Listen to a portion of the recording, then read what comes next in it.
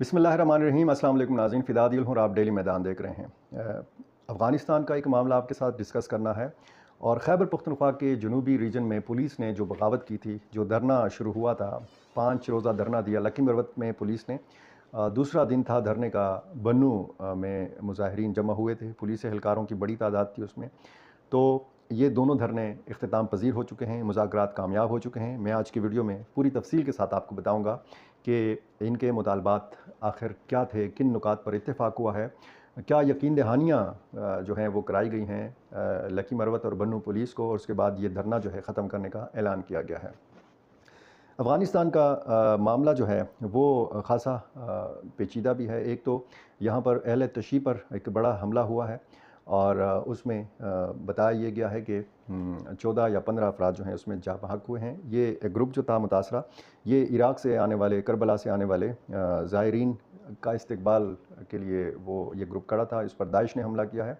Daesh ने इस हमले की ज़िम्मेदारी कबूल की है और एक रिपोर्ट में ये बताया गया है कि दाइश ने इस हमले में जो असलहा इस्तेमाल किया है, ये अमरीकी असलहा था। ये नेटो फोर्सेस के इस्तेमाल में होने वाला असलहा था और ये वो असलहा था जो अफ़गान फ़ौज को जो है फ़राहम किया गया था। लेकिन ये असलहा आपको पता है कि जब अफ़गान तालिबान बरसर इक़्तिदार आए, उन्होंने कंट्रोल लिया पूरे अफ़गानिस्तान का, तो ये असलहा भी ज़ाहिर है कि अफ़गान फ़ौज की तरह बिखर गया। किसके हाथ लगा वो आप अच्छी तरह जानते हैं। पाकिस्तान का और खैबर पख्तूनख्वा पुलिस के आला हुकाम का ये मानना है कि खैबर पख्तूनख्वा में टीटीपी या दूसरी तंजीमों की तरफ से जो असलहा इस्तेमाल किया जा रहा है मुख्तलिफ़ वाक़यात में, ये वही असलहा है जो अफ़गानिस्तान में अमरीका इस्तेमाल करता रहा है, नेटो फोर्सेस इस्तेमाल करती रही हैं।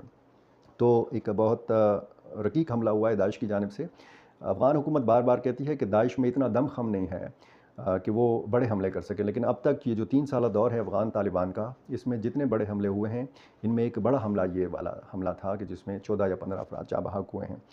एक वज़ारत इंसाफ़, अफ़गान तालिबान की वज़ारत इंसाफ़ ने एक बयान जारी किया है कि हमारे जो हालिया नाफ़िज़ होने वाले शरई क़वानीन हैं, ये 100% इस्लामी क़वानीन हैं और इन पर तनक़ीद करने वाले मीडिया में या फिर आम जलसों में तनक़ीद करने वालों को अदालत के सामने पेश किया जाएगा। किसी को ये हक़ नहीं है, किसी को ये इजाज़त नहीं है कि वो इन क़वानीन के ऊपर तनक़ीद करें। तो ये ज़ाहिर है कि इस पर बैनुल-अक़वामी तनक़ीद भी होती है, अंदरूनी कुछ अनासर हैं ये भी तनक़ीद कर रहे हैं। लेकिन अफ़गान वज़ारत इंसाफ़ का ये कहना है कि इन क़वानीन के ऊपर तनक़ीद करने का मतलब ये है कि आप इस्लामी शरीयत के ख़िलाफ़ बात कर रहे हैं, आप इस्लामी शरीयत के ऊपर तनक़ीद कर रहे हैं। तो ऐसे तनक़ीद करने वालों को अदालत में लाया जाएगा, उनके ख़िलाफ़ कानूनी कार्रवाई की जाएगी। ये एक सिलसिला। आसिफ़ अली दुरानी ये पाकिस्तान के ख़ुसूसी नुमाइंदे थे अफ़गानिस्तान में। इन्होंने इस्तीफ़ा दे दिया है या इनको ओहदा जो है ये छोड़ने पर मजबूर किया गया है, इनको बरतरफ़ किया गया है। 1-2 दिनों में इसकी वाज़ेह तफ़सील सामने आ जाएगी। लेकिन ज़राए ये कहते हैं दफ़्तर ख़ारजा के कि इन्होंने ज़ाती वजूहात की बुनियाद पर इस्तीफ़ा दिया है। अब पाकिस्तान का कोई ख़ुसूसी नुमाइंदा नहीं है अफ़गानिस्तान में। यहाँ पर एक सफ़ारत खाना है काबुल में, निज़ामानी साहब उसको देखते हैं। लेकिन जो किरदार आसिफ़ अली दुरानी का रहा, अफ़गानिस्तान भी वो गए। दोहा में जो कॉन्फ्रेंस हुई अक़वाम मुत्तहिदा की, उसमें भी उन्होंने पाकिस्तान की नुमाइंदगी की, लेकिन हर मौके के ऊपर, चाहे वो काबुल में हो, दोहा कतर में हो या इस्लामाबाद में हो, जिस मौके के ऊपर भी आसिफ़ अली दुरानी ने बात की, हमेशा उन्होंने पाकिस्तान का बयानिया आगे बढ़ाया। पाकिस्तानी एस्टैब्लिशमेंट, पाकिस्तानी हुकूमत का जो बयानिया है, वो आपको पता है यही है कि पाकिस्तान में होने वाली दहशतगर्दी के लिए अफ़गान सरज़मीन का इस्तेमाल हो रहा है। टीटीपी की क़यादत अफ़गानिस्तान में मौजूद है, टीटीपी के जंगजू जो हैं ये अफ़गानिस्तान में मौजूद हैं। ये कहना है अफ़गान सरज़मीन के हवाले से पाकिस्तान का, और पाकिस्तान के इस दावे की हमेशा तरदीद की है अफ़गान हुकूमत ने। ज़बीउल्लाह मुजाहिद ने कहा है, हमेशा ये कहा है कि पाकिस्तान ने हमेशा अपनी नाकामियों का जो मलबा है वो अफ़गानिस्तान के ऊपर गिराने की कोशिश की है। तो आसिफ़ अली दुरानी इस्तीफ़ा दे चुके हैं, उनकी जो ये असामी है ये खाली है। इस वक्त कोई ऐसा ज़रिया नहीं है कि काबुल और इस्लामाबाद एक दूसरे के करीब आ सकें, एक दूसरे के साथ जुड़कर बातचीत का आगाज़ कर सकें। आसिफ़ अली दुरानी के दौर में कुछ ज़राए ये भी कहते हैं कि इस्लामाबाद और काबुल एक दूसरे से दूर हुए हैं। दोनों मुल्कों के ताल्लुकात ख़राब से ख़राब तर होते चले गए हैं और इस वक्त अफ़गानिस्तान के साथ बातचीत की ज़रूरत महसूस की जा रही है। जरगा भेजने की ज़रूरत महसूस की है अली अमीन ख़ान गंडापुर ने। उन्होंने जो बयान दिया है उस पर अभी तक तबसरे हो रहे हैं। خواجہ آصف نے یہ کہا تھا قومی اسمبلی میں کہ علی امین خان گنڈاپور کی یہ بات کہ ہم بطور صوبہ افغانستان کے ساتھ بات کرنا چاہتے ہیں، یہ وفاق کے اوپر براہ راست حملہ ہے۔ ایک صوبہ کسی دوسرے ملک کے ساتھ اس طرح بات چیت نہیں کر سکتا۔ عمران خان نے بڑی واضح تائید کی ہے، بھرپور سپورٹ فراہم کی ہے علی امین خان گنڈاپور کو۔ انہوں نے کہا کہ خیبر پختونخوا دہشت گردی کا متاثرہ صوبہ ہے، اور اس صوبے کے وزیر اعلیٰ اگر کہہ رہے ہیں تو پہلے تو ان کو علی امین خان گنڈاپور کے پاؤں پڑنے چاہیے کہ جی خدا را آپ افغانستان جا کر بات کریں۔ تو انہوں نے کہا کہ اس بات کی ضرورت ہے، امن کے قیام کے لیے کسی سے بھی بات کی جا سکتی ہے، کیونکہ علی امین خان گنڈاپور کو باقاعدہ مینڈیٹ ملا ہے، تحریک انصاف کو باقاعدہ مینڈیٹ ملا ہے۔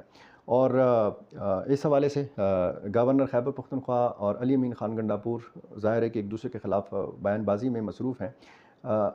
گورنر خیبر پختونخوا نے کہا ہے کہ ہم امن کے قیام کے لیے کسی بھی حد تک جا سکتے ہیں، اور چاہے اس کے لیے گورنر راج اگر لگانا پڑے تو ہم اس سے بھی دریغ نہیں کریں گے۔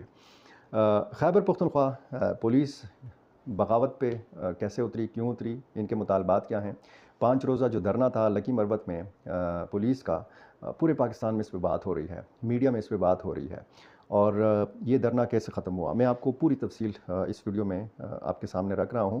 انڈس ہائی وے کھول دیا گیا ہے، دھرنا ختم کر دیا گیا ہے۔ مروت قومی جرگہ کے مشران نے کوششیں کی ہیں، اور اس کے لیے آئے تھے پشاور سے گئے تھے CCPO پشاور قاسم علی خان، اور کمانڈنٹ FRP DIG اشفاق انور، اور پھر اس میں DIG بنو کا بھی کردار تھا، DPO بنو اور DPO لکی مروت۔ ان سب جو میں نے نام لیے ہیں اب، یہ لکی مروت میں بھی اور بنو میں بھی انہوں نے کردار ادا کیا ہے۔ لکی مروت میں پہلا نقطہ یہ ہے کہ آرمی کو ضلع لکی مروت سے نکالنے کے لیے 6 دن کی مہلت دی گئی۔ 6 دن کے اندر آرمی چیک پوسٹوں سے اور ان سرکاری عمارتوں سے نکل جائے گی کہ جہاں پر یہ وہاں پہ موجودگی رکھتی ہے۔ پولیس کو بختر بند گاڑیاں دی جائیں گی۔ دھرنے میں شامل پولیس اور عوام کے خلاف کوئی کارروائی نہیں کی جائے گی۔ آرمی پولیس کے اختیارات میں کوئی مداخلت نہیں کرے گی، اور یہ جو ذمہ داری ہے فوج کو ان چیک پوسٹوں سے نکالنے کی، یہ بتایا گیا ہے کہ RPO بنو شاہد عمران نے اپنے ذمہ لے لی ہے، اور یہ بھی بتایا گیا ہے کہ اگر یہ مطالبات نہیں مانے گئے تو لکی مروت پولیس اہلکار جو ہیں یہ دوبارہ سڑکوں پر نکلیں گے اور احتجاج شروع کریں گے۔ بنو میں جو دوسرا دن تھا اس میں انہوں نے 11 نکات سامنے رکھے، بلکہ 10 نکات انہوں نے سامنے رکھے۔ میں آپ کو یہ پڑھ کے سنا دیتا ہوں، اس سے آپ کو بہت ساری چیزیں آپ کے سامنے واضح ہو جائیں گی۔ پولیس دھرنا میں جوائنٹ کمیٹی کے صدر عبدالصمد قریشی نے شرکائے دھرنا کے سامنے ذیل مطالبات پیش کیے، اور یہ سارے مطالبات مان لیے گئے ہیں۔ اس کے بعد پھر یہ جو دھرنا دینے والے پولیس اہلکار ہیں، جو تاجر برادری کے نمائندے ہیں، جو عام لوگ تھے، یہ پھر مطمئن ہوئے، انہوں نے پھر دھرنا ختم کر دیا۔ پہلا نمبر، پولیو ڈیوٹی کو پولیس پر بند، یعنی پولیس پولیو ڈیوٹی نہیں دے گی بنو میں۔ دوسرا، نامعلوم کا سلسلہ فوری ختم کیا جائے، نامعلوم کو کسی بھی صورت برداشت نہیں کیا جائے گا، یعنی نامعلوم افراد آئے، انہوں نے حملہ کیا وغیرہ وغیرہ، یہ نامعلوم کا سلسلہ فوری طور پر ختم ہونا چاہیے۔ تیسرا نمبر، کسی بھی ادارے کے سورس کو نہیں مانا جائے گا، چاہے وہ تھانے میں ہو، بازاروں میں یا کسی اور جگہ میں۔ چوتھا نمبر، پولیس مقابلے میں قتل شدہ شخص کی مکمل انکوائری کی جائے، اس کے قتل سے کمیٹی قطعاً مطمئن نہیں ہے، اگر وہ واقعی ٹارگٹ کلر ہے تو ٹھیک بصورت دیگر ظلم کرنے والوں کے خلاف FIR رجسٹرڈ کی جائے۔ یہ اس مقابلے کے حوالے سے بات کی گئی ہے جو ایک دن پہلے پولیس